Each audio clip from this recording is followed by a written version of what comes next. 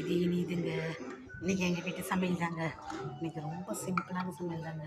நான் சூடாக சாதம் வடிச்சிருக்கேன், நல்லா தயிர் தாளித்து வச்சுருக்கேங்க, மோராக சாதம்.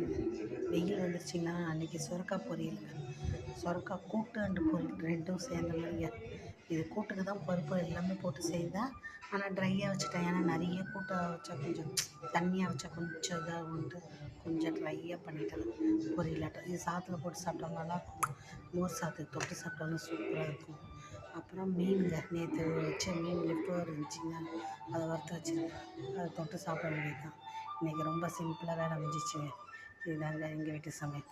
சுரக்காய் பொரியல், கூட்டு அண்டு மோர் அண்டு மீன், அவ்வளோதான்.